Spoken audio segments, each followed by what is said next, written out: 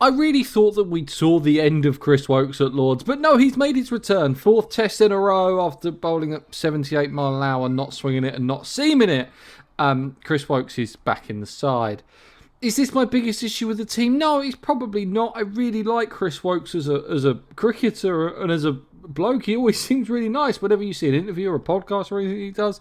This is nothing against Chris Wokes. I just thought that maybe that Lord's Test just showed him a couple of issues, and the fact that Stokes really didn't trust him when we needed wickets and needed someone to take wickets in that fourth innings. They just didn't go to him.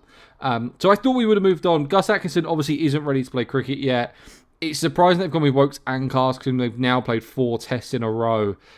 Feels like a little bit of a risk. Yeah, there's the conversation. Crawley's there until the end of the Ashes. Okay, the one that I think that they could move on is Ollie Pope. Bethel's waiting in the wings. He had such a good tour against New Zealand.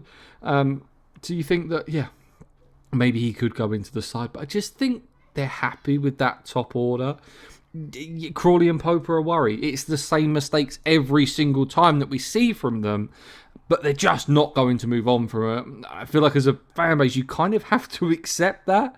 Despite saying, okay, Bethel is this generational talent and that we want to see him in the side, I don't think that making him open is the right thing to do. I think maybe going for someone like a Tom Hanks, I've had this conversation on here before.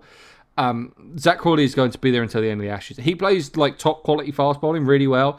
And with Nitesh Kumar already being out of the next test, who seems to have his number at Lords, and is like the perfect bowler for Zach Crawley to get out of. And the fact that he completely demolished the Australians in 2023 at Old Trafford.